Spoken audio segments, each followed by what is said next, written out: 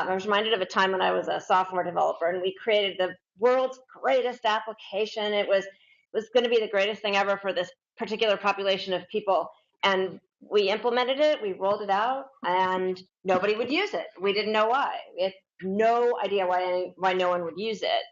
Well, as we found out later, the particular population that was supposed to use it could not read, and we had words galore on the app, and there was a big front end and everything. It was great, but they were too embarrassed to tell us that they couldn't read. So that's a really good lesson about you really have to know who you're designing for, because none of us ever thought of that. But they were people who worked in a train yard and they moved trains around, and some of them had been there their whole lives and they didn't have to read to move a train car. Okay, so I'm going to talk about some of the issues that come up when you have any kind of intellectual property and what you need to think about in advance, and what you can kind of plan for now. So I'm from our Office of Intellectual Property. This is just a list of some of the things that we do, and I'm sure at some of your institutions you have somebody similar, and they probably do similar kinds of things.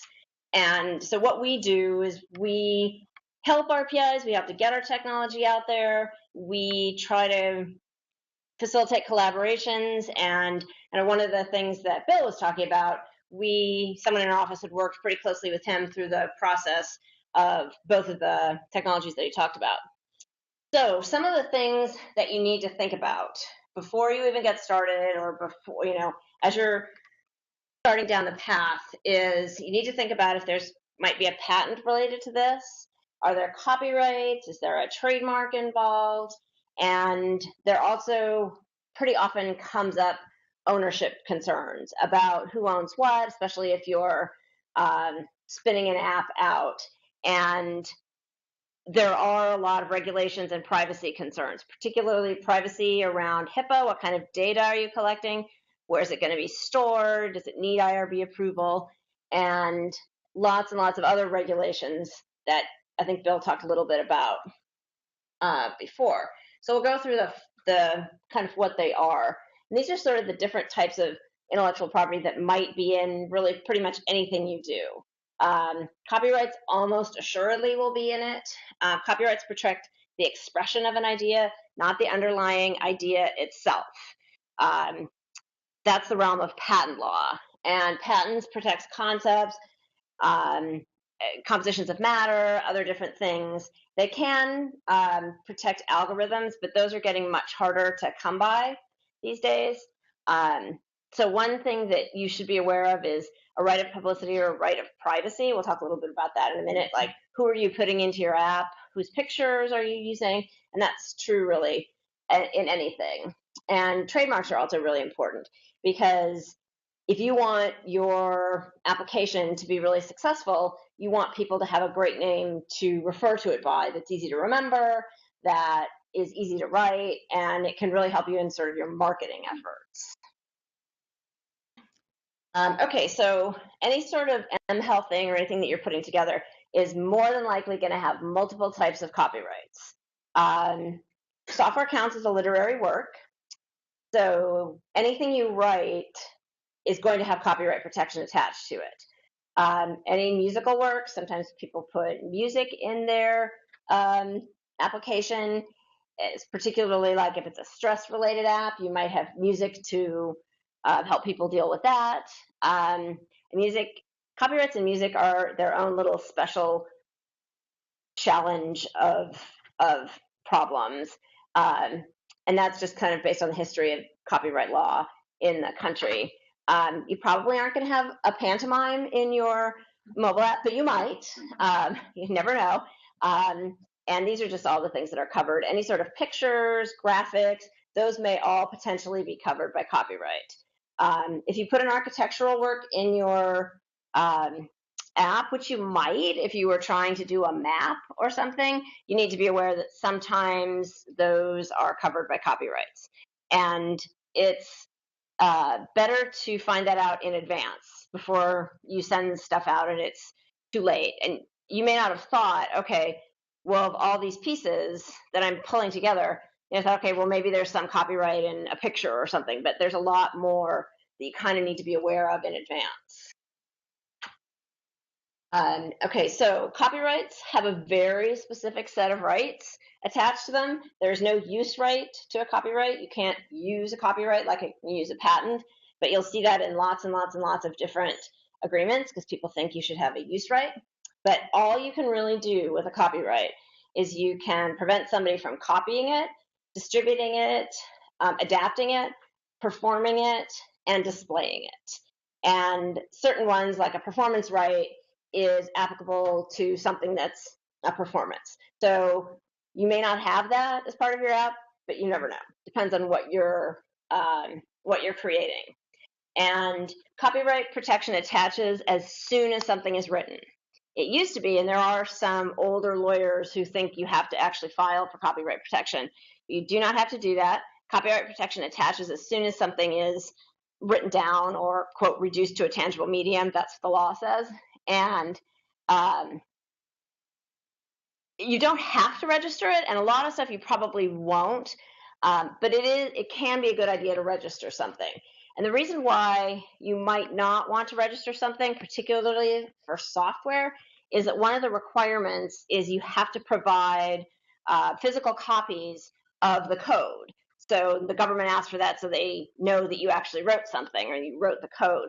But if you've got some real fancy algorithms and stuff behind the scenes that you use in your app, you probably don't want everyone else copying that and reading that and seeing what it is. So you can redact some pieces of it, like if there's some little secret sauce in there, you can cross that out.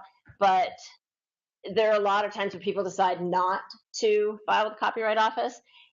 You have to if you're going to sue somebody for infringement, but you can do that at a later point. If you wait to register it, what you sort of sacrifice is you get some statutory benefits. It's conclusive proof that the app was yours, that you created it.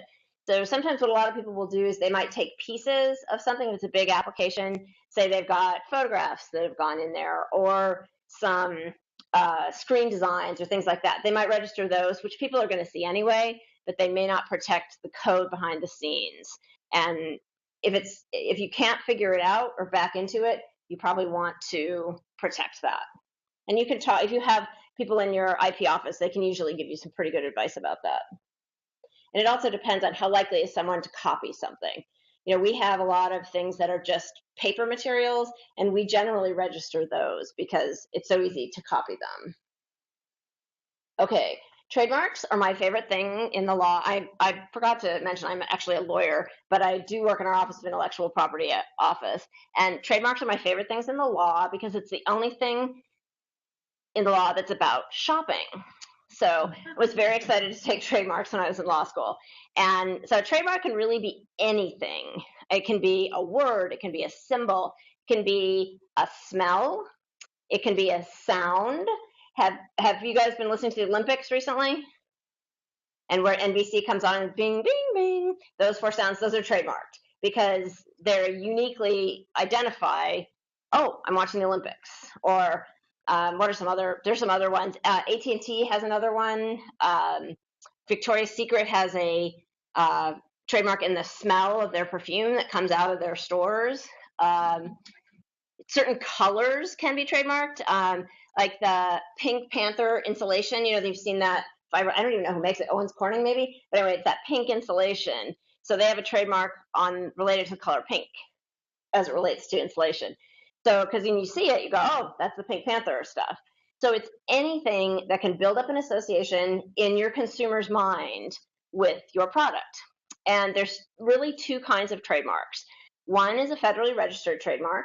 The other is a so-called common law trademark. And we're one of the only countries that still has these 2 types. Most other countries, you have to federally register it. And the difference is a common law mark can be created just through usage. You know, you start using it in commerce, people start to recognize it, and all of a sudden, as long as there's some sort of association, that's a valid mark. And it's no less valid than a federally registered mark. There's both valid. It's just with federally registered marks, they're a little bit easier to defend because you have rights to them everywhere. and people can look it up, and you can see that it's yours and all that. You can't always get a federally registered mark, though. So in a lot of cases, you can survive and get by with a common law trademark. I think, as a matter of fact, Google only has a common law mark in the word Google. They have certain other trademarks that they've registered related to that, but I think they only have a common law mark. And pretty obvious, you know what Google is when you hear it. So this is one of our trademarks. That is Bonnie here? Or was Bonnie here? Oh, there she is. Oh, good. This is one of the coolest trademarks, I think, that Bonnie came up with. The trademark is mH2. It's mobile health for mental health. So it's like MH squared, so mH2. We have a version in English, and we have a version in Spanish. And I don't know if you can see this, but down here it gives a limitation to what we can use it for. We can't use it for everything. Trademarks are related to a particular type of product. So we have a valid mark, and it's federally registered, and we can put a little circle R on there, and I think it's really valuable because you hear people saying mobile health for mental health, and now we have the trademark. Now, other people can say mobile health for mental health. We're not trying to claim rights to that, but we are to the little abbreviation. And so one of the other things you have to do is you have to be able to use your mark in interstate commerce. So because of our system, because we have a federal system and federalism and states' rights and all that battle against each other, in order to get a federally registered mark, you have to use it outside of your state. And it can't be like publishing a paper. It has to be actually offering it, or you actually have to have some sort of a product for you to eventually qualify for it. You can register as an intent to use to sort of reserve your name, but you have to use it within a certain period of time. There were some, no surprise, pharmaceutical companies who were going out, this was years ago, and registering any mark or any words that they could think of, and then no one would ever use them, and they would never use them, but then they were reserved and nobody else could use them. And the best trademarks are trademarks that mean nothing. And a lot of famous marks actually have come from meaning nothing, like Ajax. I understand he's a god, but Ajax is not a word that we use every day. It's a made-up word. Or if you make up an association with something, those tend to be the best. Okay, so how do you get a really strong mark? How do you get a Bonnie Zyma registered mark? The best thing to do is do the fanciful names or an abbreviation or something like that. They're relatively easy to register because if they don't mean anything to anybody else, the consumer isn't going to get confused. Like a great trademark to get would be soap. I would love to trademark the word soap, and then I would sell soap, and I would be the only person allowed ever in the United States to sell soap. Well, they're not going to allow that. So unfortunately, those are the names you really want, and you want to have a descriptive name, but the government may say no. So fanciful mark, these are some fanciful marks here. I grew up in Nebraska, and one of the governors of Nebraska at the time was a man called James Exxon. And when Exxon wanted to use that name, they had to come to him and they had to pay him a whole bunch of money so they could use that name, and he wouldn't object. And when I was little, we went over to his house because it was so exciting because it had an elevator. And, not many houses that I knew growing up had elevators. But TiVo is a made-up word. Kodak is a made-up word. Arbitrary marks are also good, and that's if you can come up with a word that really doesn't have a relation to the product. Apple computers. What does that have to do with a computer? It's a food, right? So it's fanciful. It's made up. It's not fanciful. Excuse me. It's arbitrary. You can have suggestive marks. Those can be okay, like Caress soap. Is that suggestive? Yes. But does it mean that thing? No. Descriptive, somebody tried to register ebook reader. I bet it was Amazon. That was refused. Because then only Amazon could sell ebook readers and everybody else have to call them something different. Soap, my favorite trademark, which I would love to have, would be refused. Okay, so we're going to switch gears a little bit now and talk about patents. How many people know a lot about patents? Probably not very many, and probably because they may not play too much within the kind of work that you're trying to do. But for during Bill's talk, he talked about two technologies, both of which are patented. The patents may not have issued, but they are at least patent pending. And a patent can be extremely helpful depending on what you are producing. If you have some sort of a device, both of the things that Bill talked about were devices. They weren't, there's definitely software and there's a lot of other stuff behind them, but there's a device, there's a thing. And there are two types of patents. There's three. There's design patents, which you may have heard about all the litigation that Apple and Samsung and all those people engaged in over the past few years. A lot of those were over design patents. And those design patents are just on the look of something, not on its functionality, but just what it looks like. So just the Apple, the Apple screen and other things. That's what they were fighting over. Can't have any functionality related to it. But they can be pretty powerful because you can stop someone from designing something that looks like yours. Utility patents are what most people think of related to patents. They are a little bit more challenging to get. They're expensive, they cost a lot, and you have to file for them and prosecute them with a patent office. But if you have something like some of those devices that Bill was talking about, it doesn't even have to be a device. It could be like a new supplement or something. It can be very valuable, something to have. And one of the tests I always use with my inventors when they come to talk to me is, if you get a patent, you have to tell everybody everything about it. You have to give up all the details. That's like the bargain with society, right? That they will give you a monopoly, but you got to tell us all about it. So at the end of 20 years, we all can use it.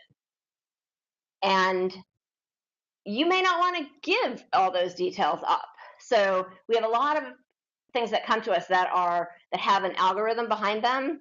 And I say to people, number one, if somebody else copies that algorithm, are you going to be able to tell that they're copying it? Are you going to know?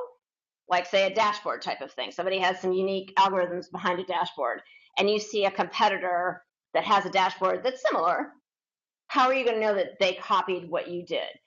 It's almost impossible to know unless you can get down, really look at the code, and they probably wouldn't give it to you. So that's one thing. The other thing is, can somebody reverse engineer it? If they can't reverse engineer it very easily, keep it private, keep it a trade secret, copyright it, just don't put it out there. So everybody wants a patent, and if you can get them in the right situation, they can be very, very valuable.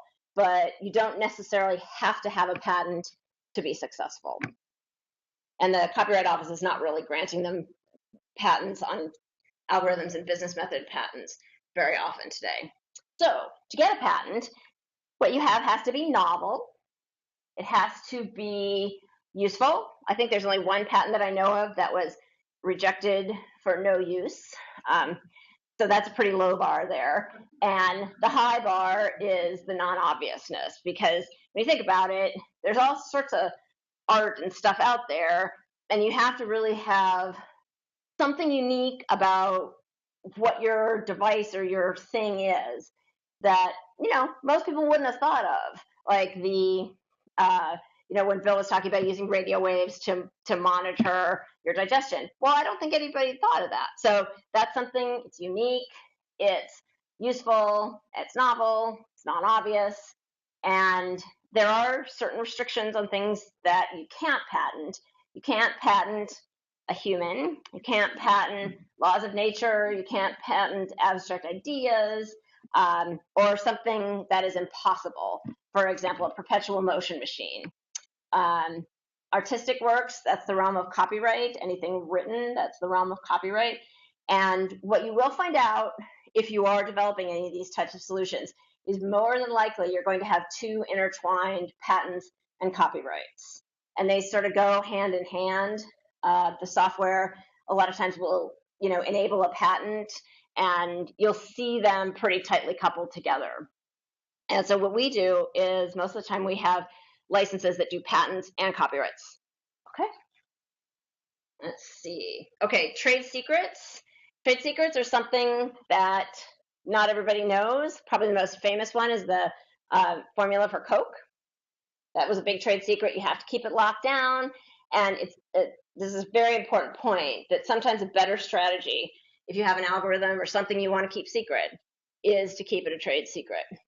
Okay, rights of publicity. If you use a picture or anyone's image or anything that you put out there in the world, you have to ask for their permission. And especially if they're not famous, which is sort of counterintuitive, but famous people like President Obama, there's pictures of him everywhere. He can't really complain if you use a picture of him. But if it's some random person or, one of your clients or something like that, you need to get their written permission. In fact, they had to have written permission for us to be broadcasting this over the web on on YouTube, sorry. So anyway, there's just some other things that you need to make sure that you pay attention to.